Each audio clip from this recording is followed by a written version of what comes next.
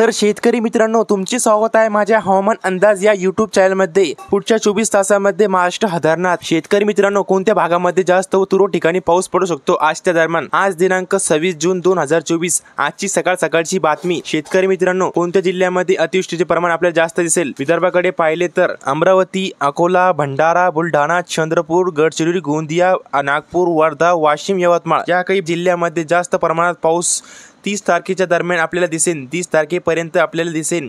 26 ते 30 तारखेच्या दरम्यान या काही भागामध्ये आपल्याला पाऊस दिसेल। मराठवाड्याकडे पाहिले तर नांदेड, लातूर, जालना, परभणी, बीड, उस्मानाबाद या काही भागामध्ये अतिवृष्टीचे प्रमाण आपल्याला जास्त दिसेल आणि मराठवाड्यामध्ये जास्त पावसाला सुरुवात 26 जून ते 30 जूनच्या दरम्यान आपल्याला दिसेल। शेतकरी मित्रांनो, पश्चिम महाराष्ट्राकडे पाहिले तर कोल्हापूर, सांगली, सातारा, पुणे, नाशिक, अहमदनगर, सोलापूर या काही भागामध्ये अति प्रमाणात वादळी वाऱ्यासह हवामान अंदाजाने वादळी वाऱ्यासह जास्त पावसाला सुरुवात होणार आहे। हे अंदाज तुम्ही लक्षात ठेवावे शेतकरी मित्रांनो। मागच्या काही हप्त्यामध्ये खंड पडला होता हवामान अंदाजाच्या अंदाजानुसार।